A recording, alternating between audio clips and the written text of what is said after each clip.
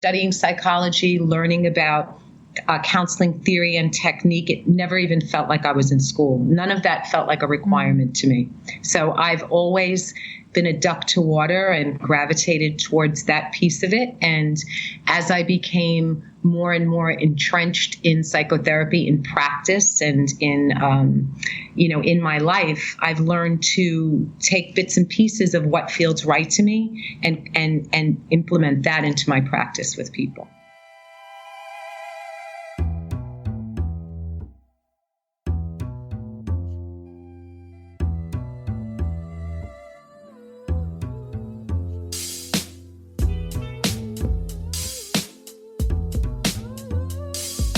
The journey of healing through psychotherapy entails an unearthing of our authentic feelings that we have learned to shut down due to various reasons, including trauma and societal constructs.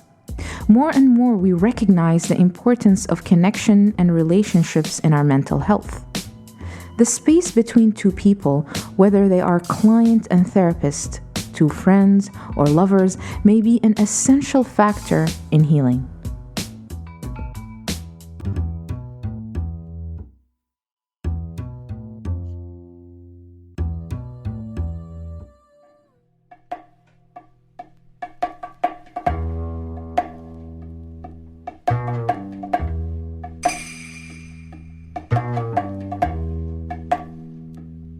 Welcome back to the Soulspace podcast.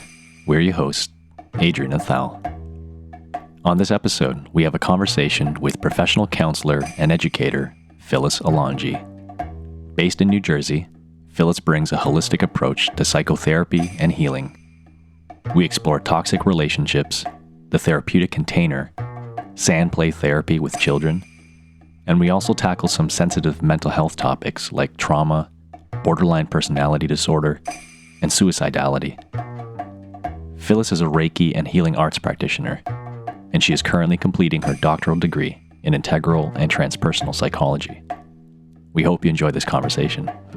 It is our pleasure to bring you Phyllis Alongi.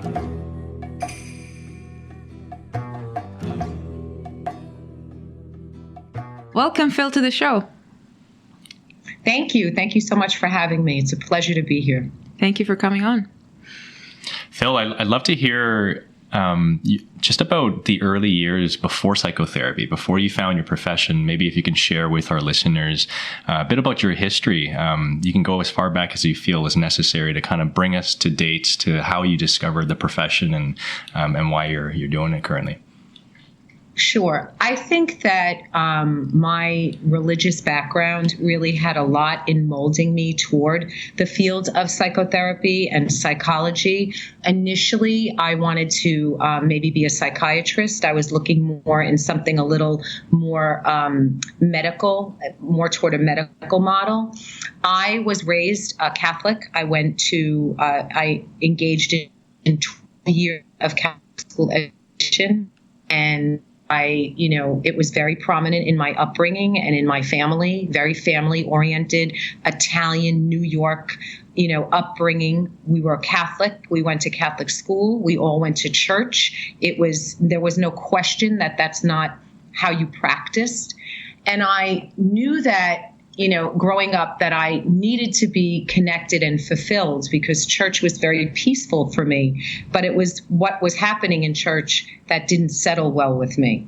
And then throughout adolescence, I really questioned and started to doubt my faith, based on some of the events that happened to me. When I was 15, I was on vacation with my family on Easter Sunday, and at a restaurant in vacation in Miami, Florida, my father died and had a heart attack. And so my mother was 39 and widowed on spring break with her 3 kids, and now her husband's not here anymore. It was for us back from that. It took many, many years. I will share with you that one of my very close family members developed a substance abuse issue. And it really put a strain on our relationship and on our family. And I started to question my faith, and I started to question, what is my religion? And from these questions and these doubts and still the yearning to be connected to something, to my belief in a higher power, I customized Christianity and Catholicism to my own spirituality to meet my needs to connect. And so psychotherapy seemed very organic in a way, because it was about the human experience, and it was about the things that I was gravitated towards, about people, about how interesting I think the mind is. And I've always been fascinated with being here and, tried to scratch the surface and figure out why people do what it is that they do. And so I think that, plus my spiritual background, really propelled me into the direction. It felt very organic. Studying psychology, learning about counseling theory and technique, it never even felt like I was in school. None of that felt like a requirement to me. So I've always been a duck to water and gravitated towards that piece of it. And as I became more and more entrenched in psychotherapy, in practice, and in my life, I've learned to take bits and pieces of what feels right to me and implement that into my practice with people. Amazing. So it's the spiritual aspects, I guess, of psychotherapy that attracted you to psychotherapy as opposed to psychiatry, you think? And how would you describe psychotherapy? Yeah. Because that, if we look at psychotherapy through a transpersonal lens or a spiritual lens, we understand that it is what's between the two people. Mm-hmm. That is something that we can't taste, we can't feel, we can't color, we can't, touch, but we know that it exists. And what is it about two human beings that we can create this space between the two of us and be able to facilitate healing in that? Yet it's not something tangible. And if you look at Catholicism, many of the mysteries and the main focuses of what we are to believe in are not tangible. Mm-hmm. And so it felt very much like that, it is my faith in humanity. It is my faith in my spirituality, in the essence of another person, where I meet them in that experience, and I know that it exists, and that is the space for healing. Phil, we just want to go back a little bit and describe that space between two people, the Therapeutic Alliance. In your opinion, how does that process unfold? What are the elements that have to be present for that healing to take place? That's a wonderful question. When people come to therapy, oftentimes they look for the psychotherapist to, not only guide them, but to be the initial space creator. And, part of what's healing and what facilitates healing is what a client brings, what the other person brings to that space. So there has to be some equality in that. And what creates that therapeutic container? What are the elements I feel are very, very important to the facilitation of not only co-creating it, but also in where the healing starts, is when there's presence and a person comes to therapy willing and willing to be in the moment, willing to delve deep, to expand themselves so that they're ready to shed all of what they're afraid of, to all the preconceived notions that they've heard, what therapy is like, or what they went on my website and they saw me first and thought, oh, she's this or she's that, to shed all of that and just be in the moment of each other's energy. And to me, that essence of healing begins that therapeutic alliance.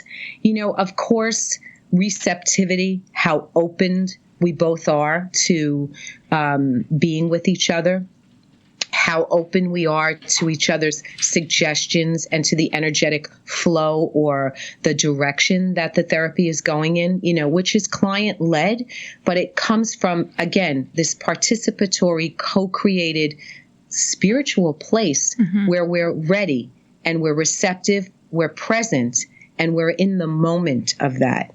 The alliance is built on that equal co-created trust that what I need is inside of me, and you're going to help me move through that.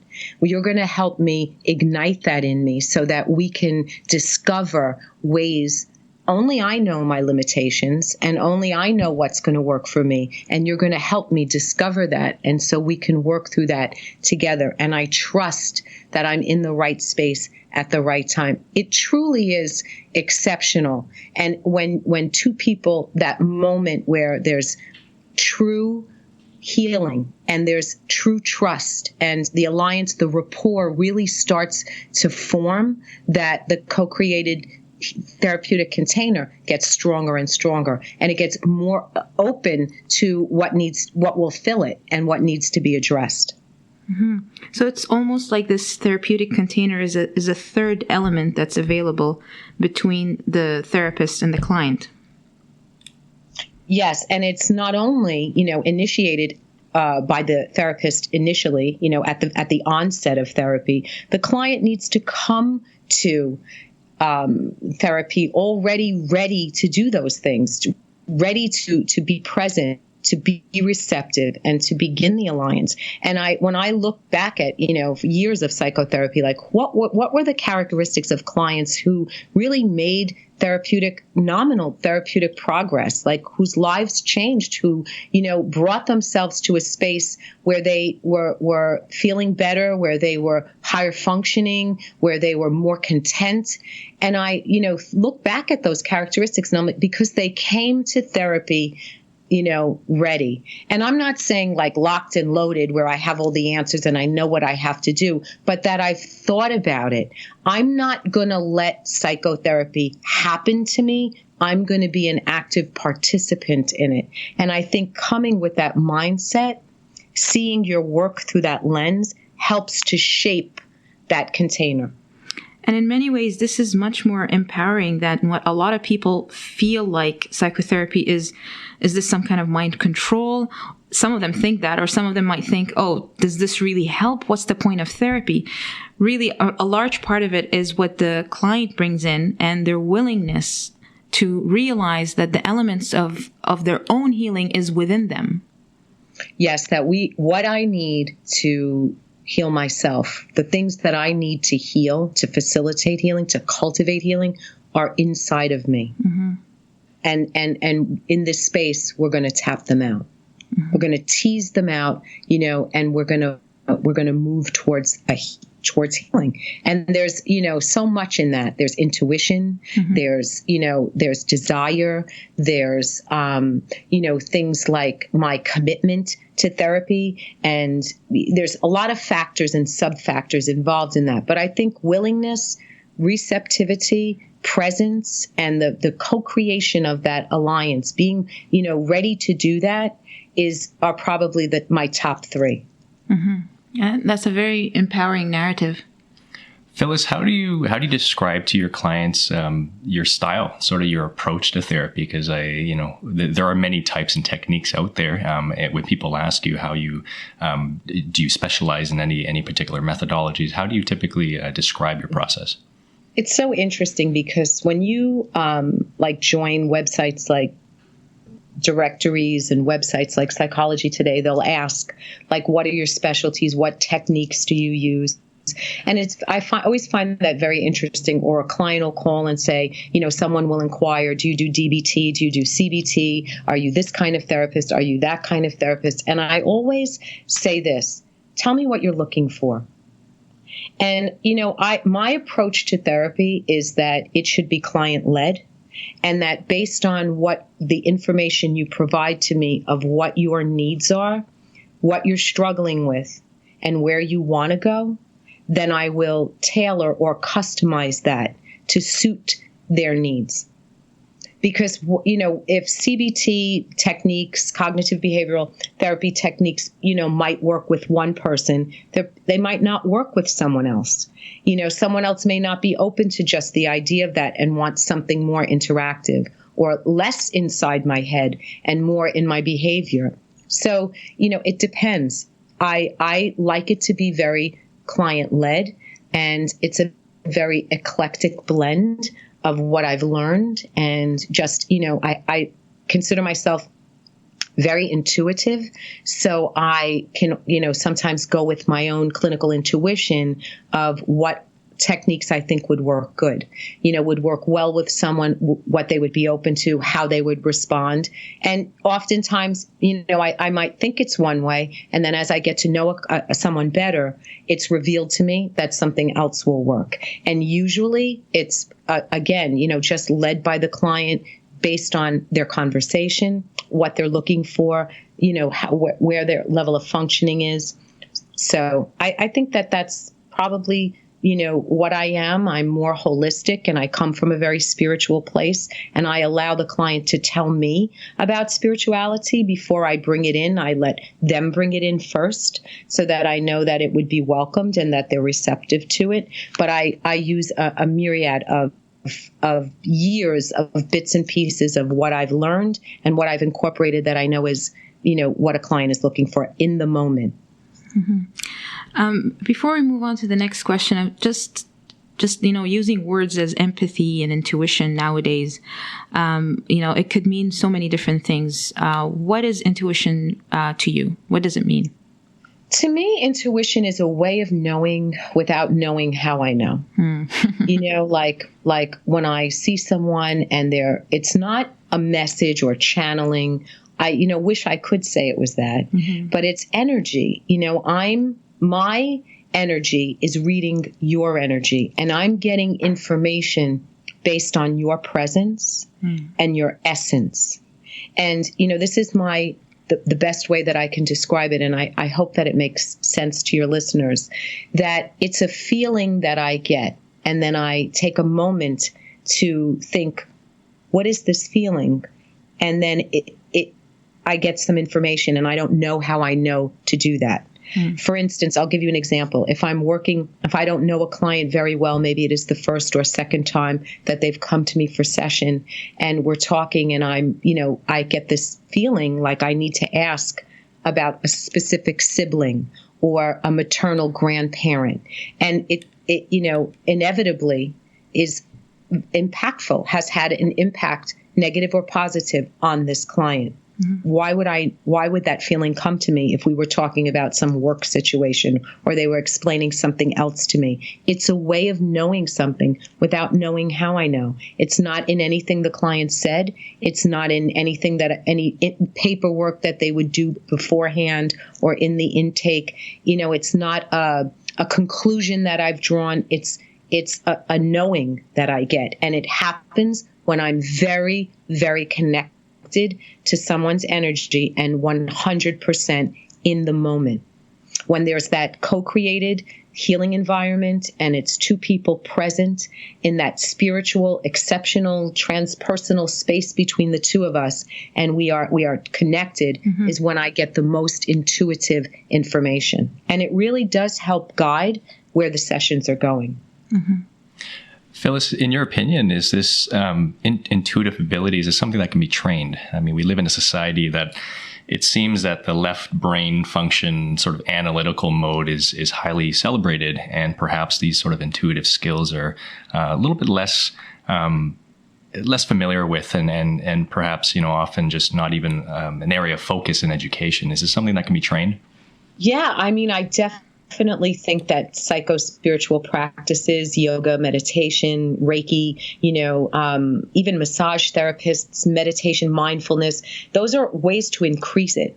And I think that in practice and learning to, we all have intuition. And I think how we can train someone is to how we can harness it and really train it, I think would be in cultivating practices, in giving some guidelines, and really learning to trust early on those intuitive moments that you have.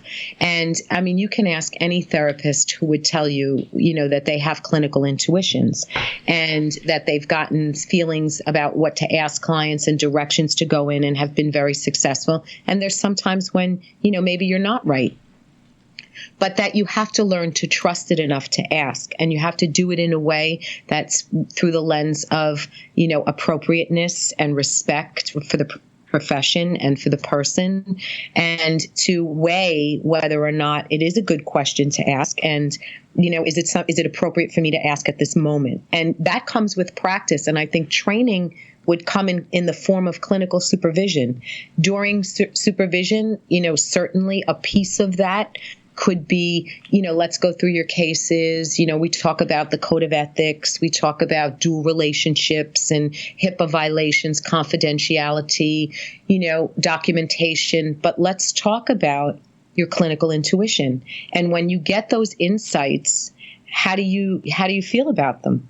And is it something that, you want to do? Like any other kinds of technique that you would use? Is it something that you feel comfortable with? Is it something that you want to cultivate, that you want to fine tune? Is it a skill you want to hone? And if a supervisee says yes, or a therapist, or even a seasoned therapist who's like, I always do that, but I didn't really know anybody else did because it's not very mainstream. I think it certainly can be discussed and channeled and fine-tuned and brought to a space where we could, definitely come up with some techniques and more guidance on how to cultivate it and when not to use it. So training clinical intuition, it sounds amazing. So that means that the therapists have to be working on themselves outside of that therapeutic alliance, because then what they bring into that therapeutic space can influence the healing process.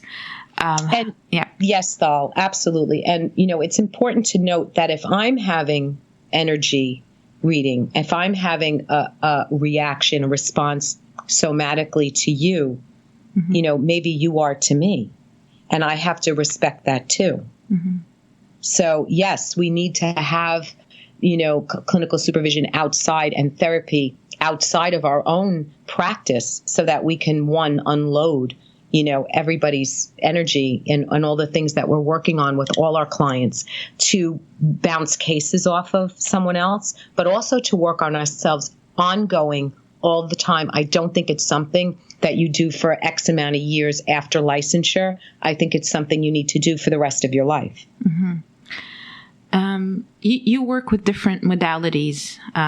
One of them, you're a trained Sandplay therapist, and maybe can you talk to us about what Sandplay Therapy is? Sandplay Therapy is an amazing modality in which there's sand, which, is the earth that we're all very familiar with, when you feel it on the bottom of your feet, or, just how therapeutic something that organic can be. And it was developed, many, many years ago by a woman who trained under Jung, mm-hmm. Carl Jung, and it is a fascinating, wonderful modality to process trauma mm-hmm. and issues, that someone may be having anxiety or depressive symptoms, but especially for trauma without words.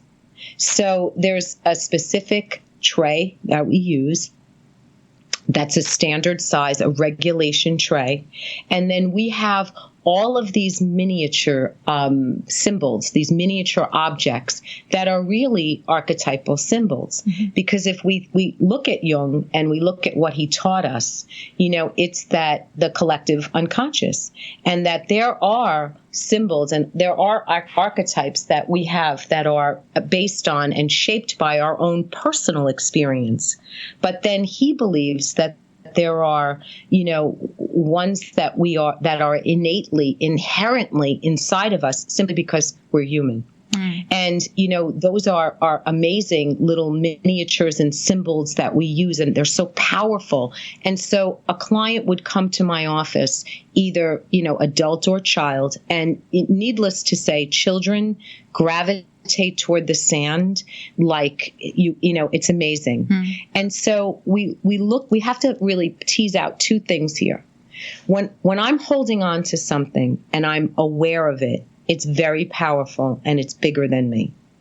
And, the more I talk about it and the more I process it with someone and I externalize it, its power gets minimized. Mm-hmm. It decreases. So Sandplay therapy for a child, let's just use a child as an example of, this situation. So we're going to say it's a child who comes to me who maybe years and years and years before, as an infant, there was some sort of abuse or something happened to them.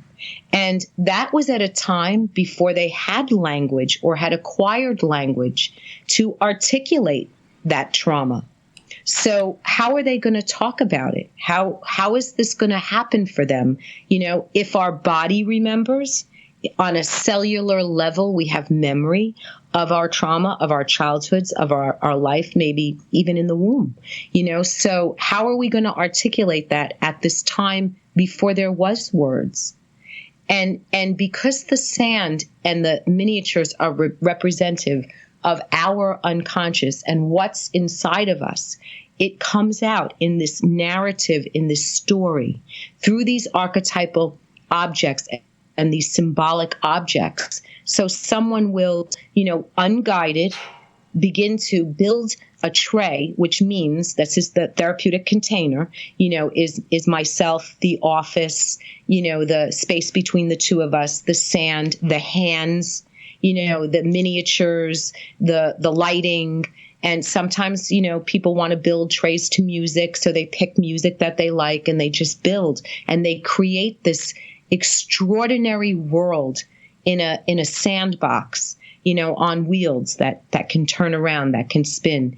And when they're done, they tell you the story of what's happening, of what this world is that they created. And as each of those segments of the story unfolds, the trauma gets smaller and smaller because it's coming from that cellular memory place. It's coming from that primordial moment before I from my ancestors, from archetypes, from the collective unconscious, and it's coming from what's processed and happened to me, before I could even have language to tell you. When I do it with adults, they'll, oftentimes ask me about it and then ask me if they can do it. And then they get very emotional and, tell me, go for like childhood objects and maybe things that are representative of what's happening in their life now or in relationships. It is a beautiful experience and honestly an honor and a privilege to witness, because the mind struggles, with pain and emotional, intense emotional pain. And, we have to process it. And at some point, that's just the way our psyches work. It will force us it'll keep knocking until we actually process it. So this is a wonderful, imaginative, creative, therapeutic way to process what we're dealing with, what we're struggling with, without using any words. Mm-hmm. Phyllis, I'd love to ask you, just considering people that might not even have experience working with a therapist, how do you understand trauma? What is trauma, and how might you describe that to somebody who's approaching this for the first time? Well, Adrian, there's so many facets to trauma. I mean, if I saw a car accident on the corner of my block, that could traumatize me, and someone was injured, or just the loud noise of it, or, holding my breath that second when I saw two cars collide would be vicarious trauma. If someone that I love goes through something, an illness, or, and I care about this person and we're very close and I see that something's happening for them and I'm affected by it. That's traumatizing to someone. That could impede and interfere with my everyday functioning because it's something that's wounded me somehow. It's pain that I've held on from something that's either happened specifically to me or I witnessed that's impacted me negatively. And it hurts me when I think about it. When I think about this event or this relationship or, this childhood that I've had, this relationship with someone in my life when I was a child who, affected me in a way that was negative. Trauma could be really ongoing. And that's why it's important, even in education, especially in education and especially with children, that we, for our educators, for our psychotherapists that work with kids, social workers, school psychologists, whoever, any collateral contact that works with a child or an adolescent, especially for education, though, for educators to ask, instead of saying, what's wrong with you, to come from a space of what's happened to you. Because we have to understand that someone's experience brings them to where they are. And we want to be able to meet people where they are. And as a psychotherapist, you have to understand when someone sits down in that space, either next to you or, because kids like to sit next to us, or sitting across from us. When someone sits with us, they're sitting down physically. It's one person, but it's all the people in their lives that have affected them in some way. So one person sits down, but there could be 15 people in the room. And we have to be able to say, instead of, oh, what's the matter with this? What's wrong with this client? We have to think trauma through the lens of trauma-informed psychotherapy. Where have you been? What's happened to you? And it just changes and shifts the dynamic, and it shifts the perspective of the way that you see someone. It comes from the heart. And I think that that's something, people have to remember. Psychotherapy is a science, psychology is a science, but it's the science of people. And people come from the heart. And we have to remember that. That's where they speak from. That's where they process from. That's where their pain lies, and we have to be able to remember that. So speaking of like, all the elements seem to include play, spontaneity, and people. And so that has to do with relationships, and which takes us to our next question. A lot of people have struggled and continue to struggle with toxic relationships. How would you define toxic relationships? A toxic relationship is a relationship, and it can be a limited relationship. It doesn't have to be an intimate relationship that has a negative impact on a person. And, oftentimes toxic relationships we really have to change the way we look at that too, because we want to blame someone, and we have to remove that from the equation, because it's not a matter of blame. It's not a matter of, whose fault it is. We have to look at, in the relationship between two people where maybe the power isn't equal, or there's, some strain on the relationship, or, one person is suffering from mental illness and is acting out towards this other person, and doesn't even know it. Or maybe someone loves someone and wants to be with them, and the other person doesn't. But yet they're together. And so in toxic relationships, and I'm using air quotes, although you can't see me, toxic relationships, I think what we're looking at is unhealthy. Yeah. And it's unhealthy because it doesn't speak to my best self.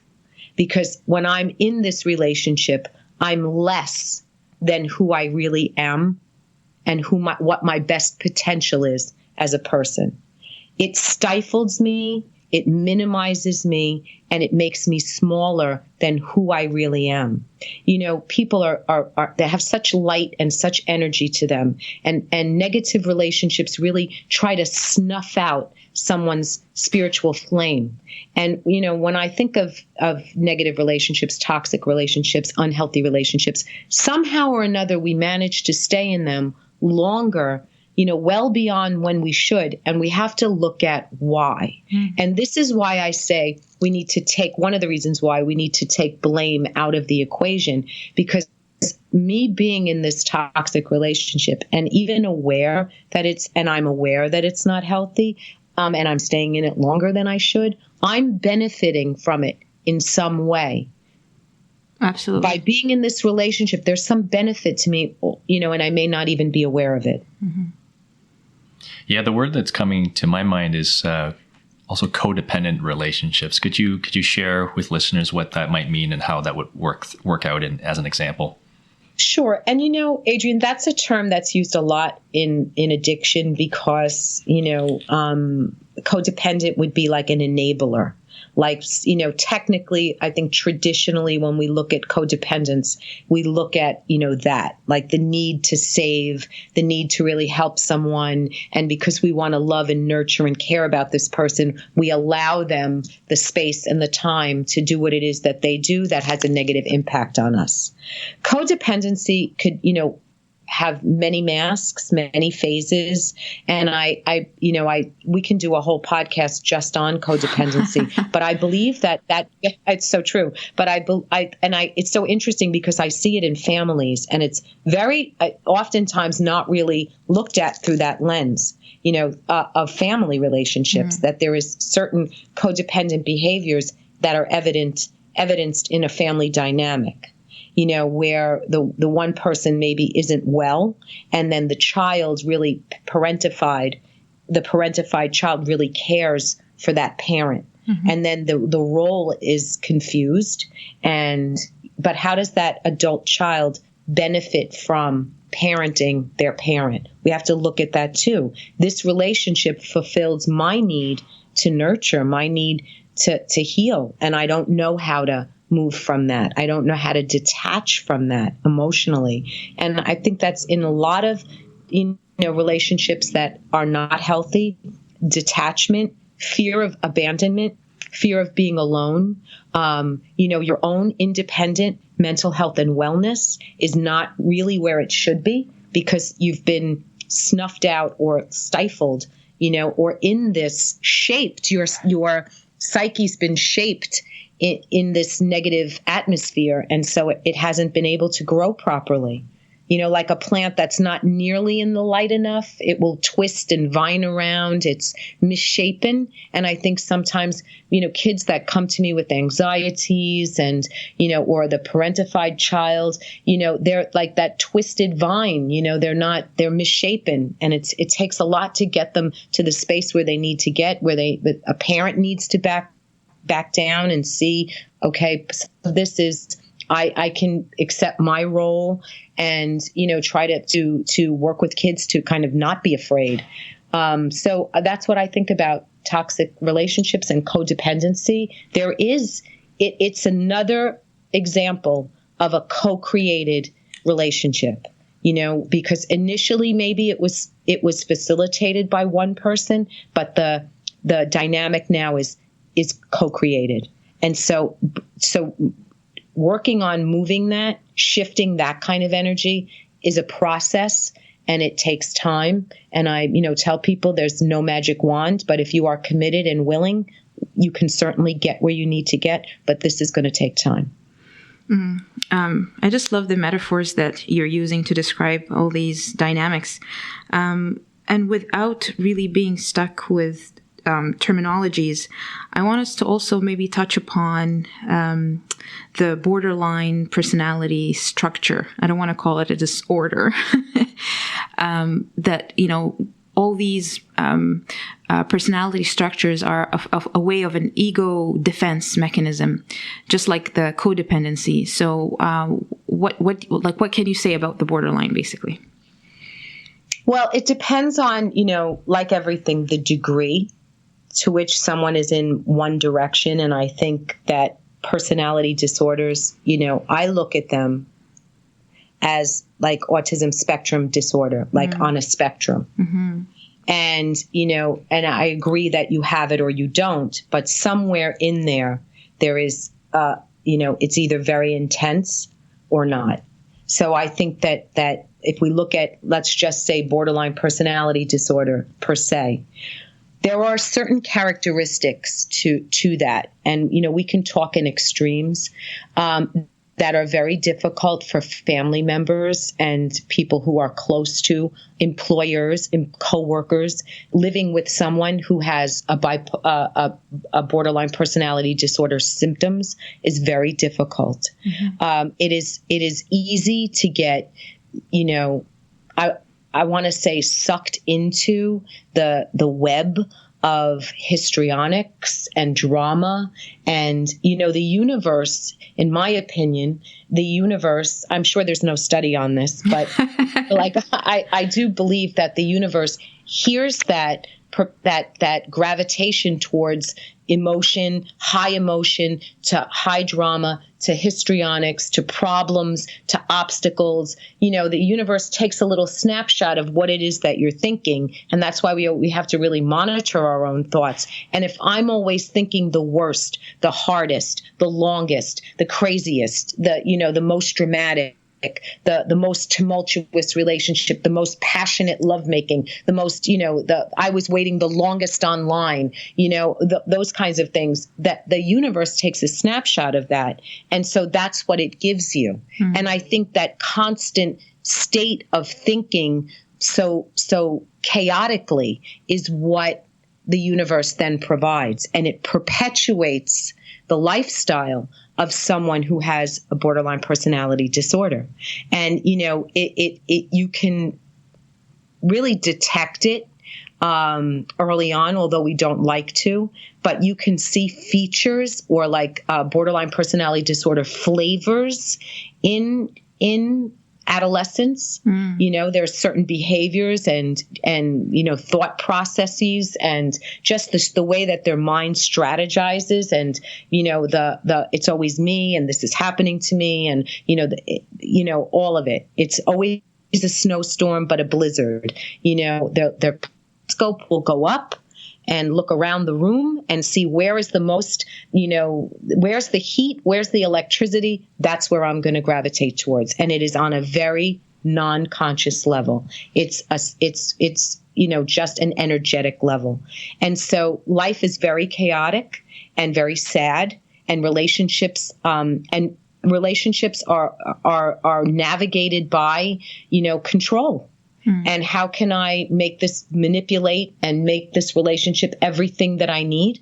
And it's really, in my opinion, very underlying fear of being alone, of abandonment. So I will keep my people with me for as long as I possibly can, forever. You're never going to leave me. And I'll do anything I can to see to it that you stay with me. And those relationships are very difficult.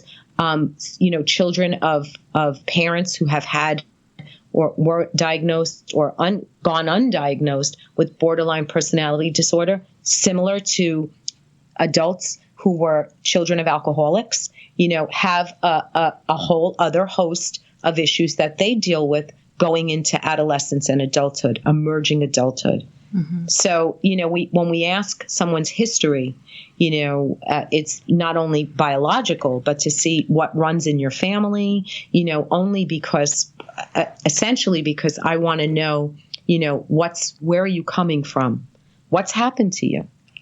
And so if you tell me that you grew up in a household with a parent that or was diagnosed or is diagnosed with borderline personality disorder, then it sheds a whole new light on the situation. So it's difficult. It's very difficult. And my advice is that everybody be in therapy, that there's family therapy, that there's in-home therapy would be extremely helpful, because the family would get engaged, and, you're seeing the dynamic in its natural habitat. So very interesting, very revealing. But every member of the family should have individual and family counseling. It would be, to me, that's the real way to do that, is the most effective.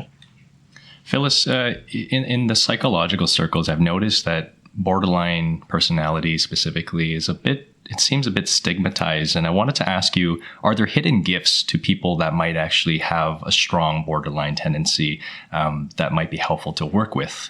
Oh, absolutely. And, Adrian, isn't it true that every mental illness is just an extension of, something we all are experiencing?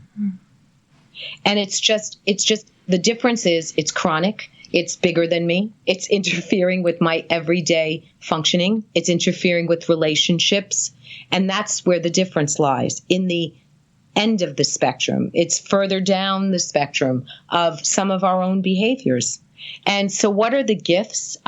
If manipulation could be a gift, if just the sense of how to navigate a situation with fine-tuned, heightened sensory abilities, amazing.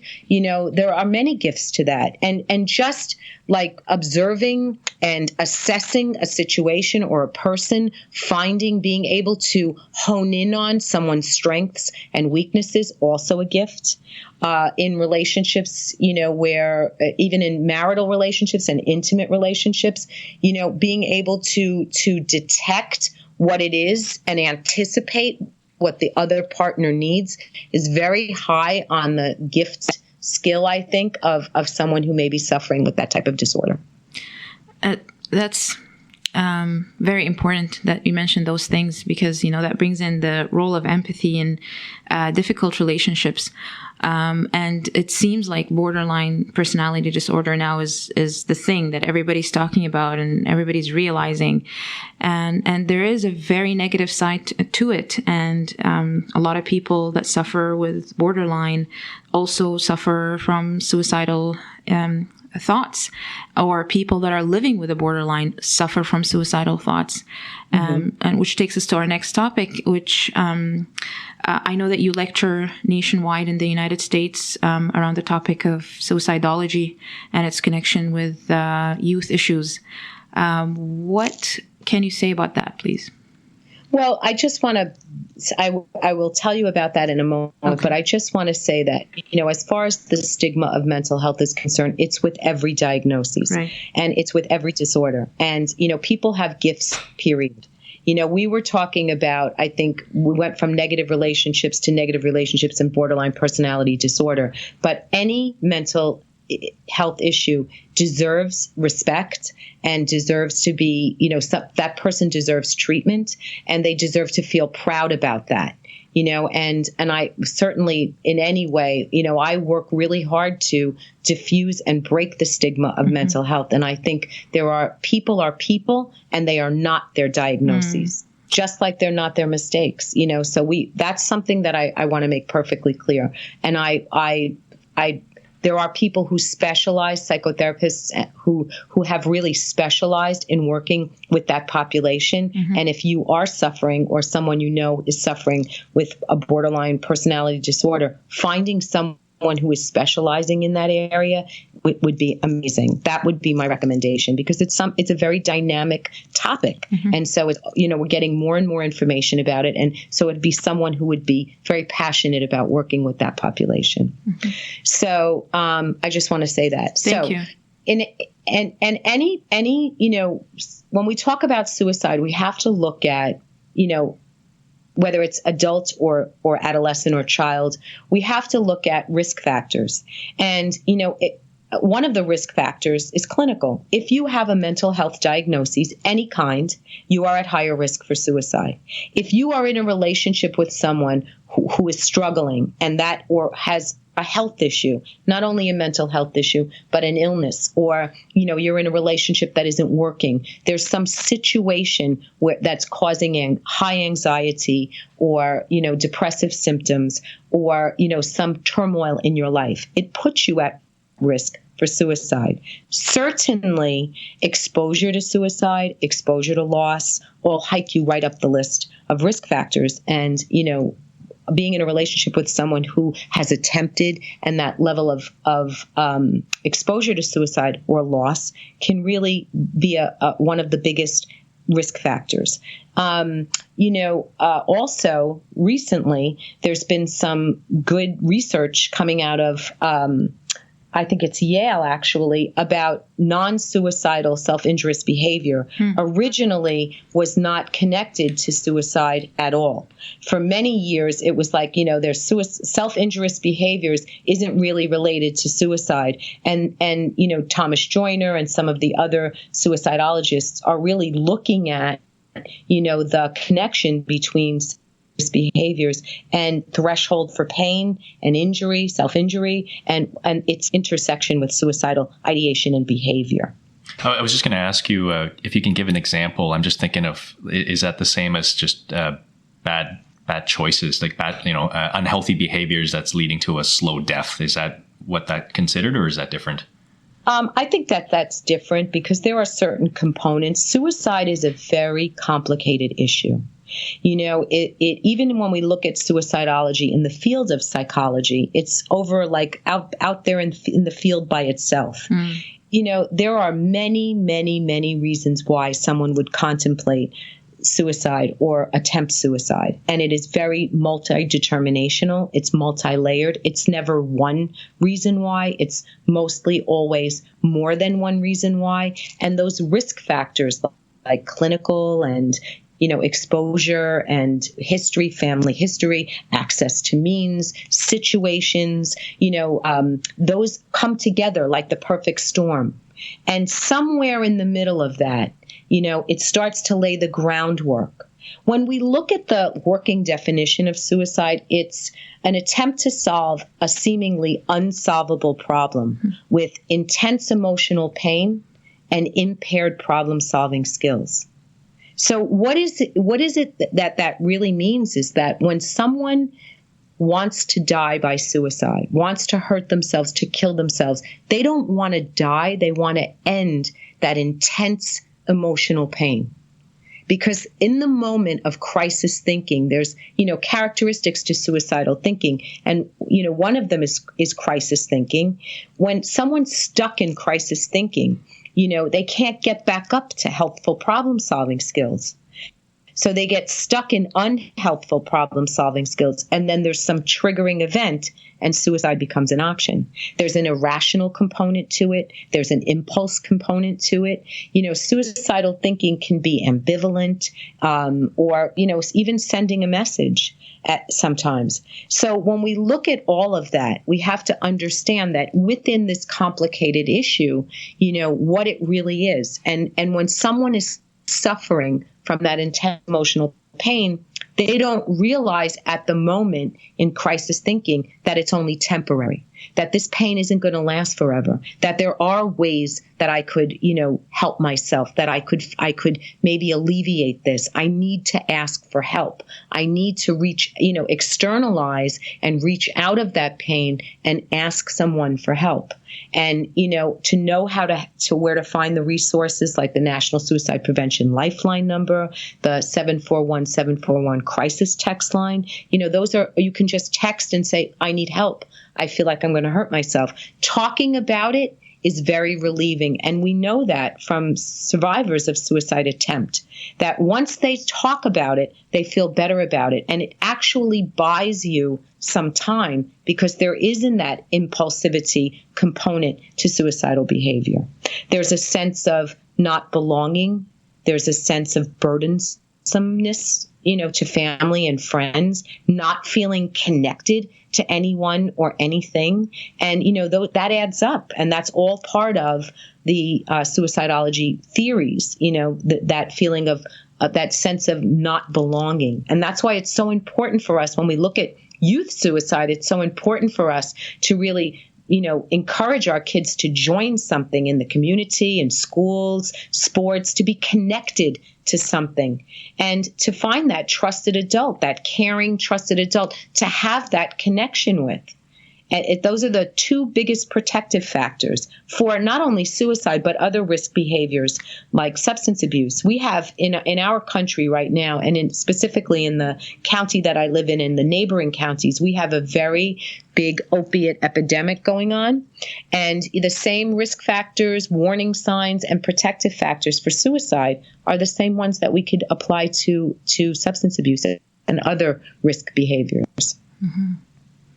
I imagine people that want to direct, whether it's friends or family members, towards help, there could be resistance. Often there's resistance to help.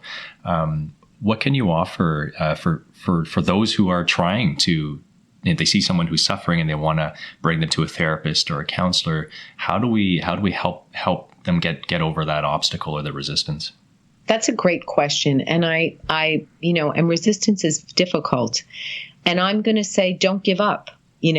Don't give up. You have to keep asking. And I think we need to explain to people because they think if you tell someone that you have suicidal thoughts, suicidal ideation is very common. And it's more common than we think. And in the Centers for Disease Control do a youth risk survey. I think it's 12.5% of 100,000 youth were thinking about suicide. So it's pretty common. And when we tell someone, listen, I know you're struggling, whatever you're struggling with, you're not the only one. When we can find something that might be suited for you. Therapy doesn't always look like me and you and some old guy, sitting across from each other, or like, but they think Freud, maybe my back to you and you're lying on a couch. But that there's art therapy, music therapy, drama therapy, there's Sandplay Therapy, and all these different psychodrama, all these different modalities that work really well, and that we can find one that will work for you. And you're not alone. Individual therapy is amazing, and group therapy is amazing. So there are wonderful support groups for survivors of suicide attempt and also for survivors of suicide loss. That I'm sure that you can find in your Canadian resources that are amazing, and not to give up, to keep asking the person. We here in the United States have organizations that provide in-home therapy services, and that people feel more comfortable in the privacy of their own home. It could be over Skype. There are so many ways and so many different modalities and avenues that you can go to that you could explain to someone. Just because you're thinking about suicide doesn't mean you're going to end up hospitalized, because that's another myth, and the number one myth surrounding suicide is if we talk to someone about suicide, we're planting the idea of suicide in their head. And that is the number one myth surrounding suicide. Mm-hmm. Thank you. These are very important and heavy topics, really, that we touched upon today.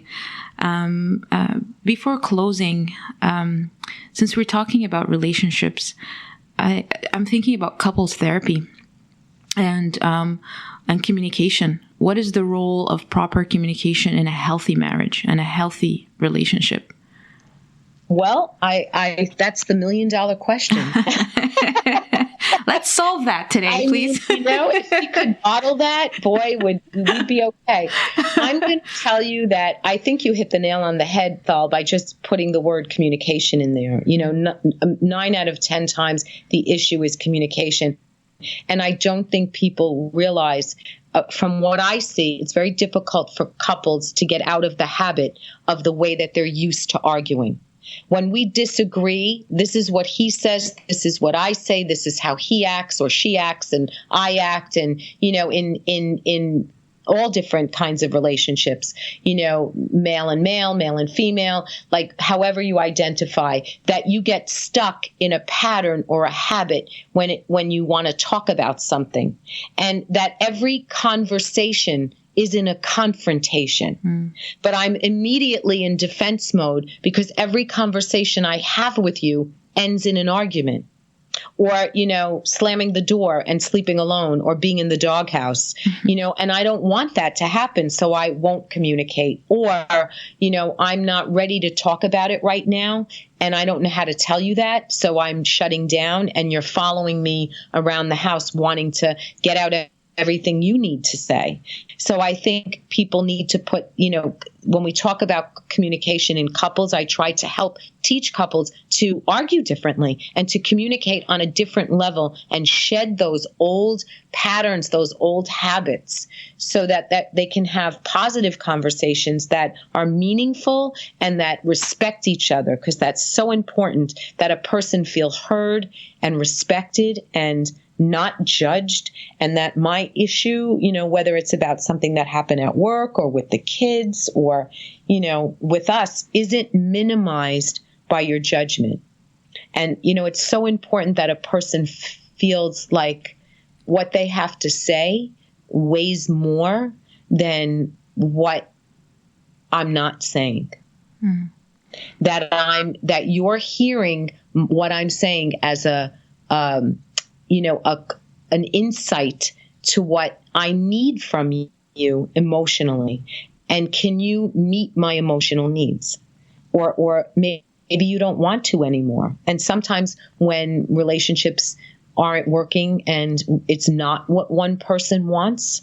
One person really wants the relationship to sustain. That communication that's negative, it isn't going to work. So we have to look at when I meet with couples for the first time, the first question I ask is, does everybody want to stay together? Do you both want to be in this relationship? So, because if the answer is yes, then we're going to roll our sleeves up. We're going to get in it, and we're going to really do some homework, and we're going to, make the commitment. It's just like joining a gym, for the first time. You have to learn all the machines. You have to figure out what works for you, what doesn't work for you, what exercise is beneficial for you, what hurts too much, and do I feel comfortable doing this? What do I like? What do I not like? We have to rediscover each other as people, not just my wife or my husband or my partner. We have to look at who you are and how am I connected to you? And if I don't feel connected to you, how can I get reconnected to you if that's what we both want? And that's the essence of successful couples counseling, because it's what we both want. And we're both willing and receptive to making some changes that are hard to do so that our relationship can sustain, all the waves of greatness and, things in our lives that happen that aren't so great. Amazing. Phyllis, I'd love to leave our listeners with some resources. What's on your list of heavily recommended books for the people that you work with? Okay, well, Codependent No More Always. That book is very old, and my partner in practice and I always, giggle about it, because we're like, did you write down the Bible? Because that is such a great book for someone who, is in a relationship and wants to make changes. Right now, oh my gosh, there's so many. I think everyone should read Irvin Yalom.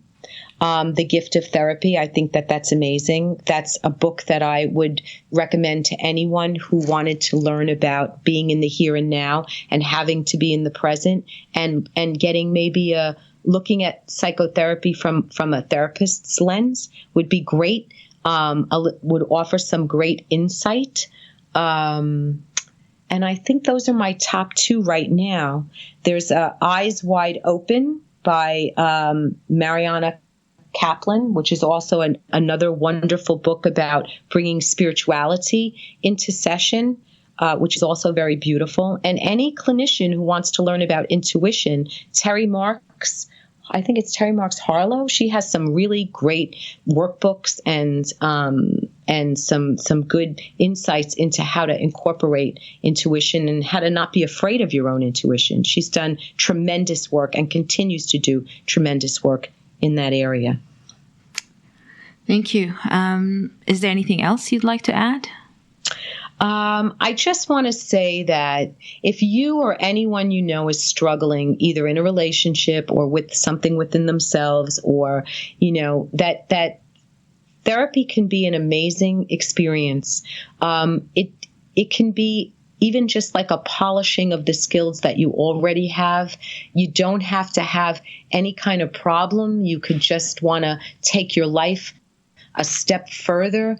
You just want to maybe gain some insight or, hone your psychospiritual skills and interests, that it's a beautiful space. There are some wonderful Reiki practitioners that, that's another great modality that I use as an adjunct to talk therapy, like Sandplay Therapy, because it gives people a great way to learn to be in the moment of themselves, to feel their own bodies, their own energy, to learn to breathe, to do some, wonderful mindful breath work, and understand that, and I'll leave you with this, that everything we need to heal ourselves is inside of us. And sometimes we just have to reach out outside of us externally to figure out how to tap into that. Amazing. Thank you. Phyllis, thank you so much for sharing your wisdom. Thank you so much for having me. This was a wonderful experience, and I was so happy to do it, and I feel very grateful and blessed to have had the opportunity. Thank you.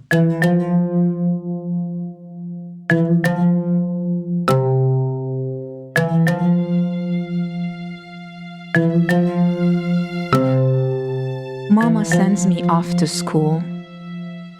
Binti, she says, don't let any boy fool with your heart, for some boys like to plant lies on some girls' hearts.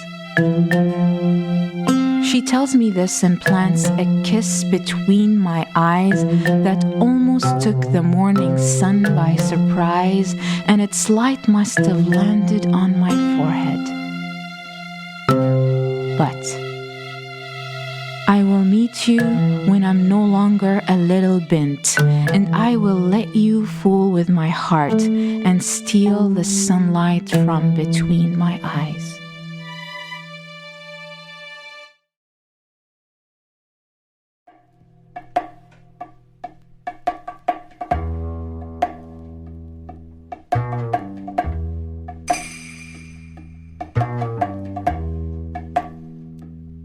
We hope you enjoyed this episode. You can find links and show notes at soulspacepodcast.com. Next week, we talk to Andrew Dunn about digital wellness and conscious entrepreneurship. Please support us by leaving us a review on iTunes. And as always, thanks for tuning in. Until next time.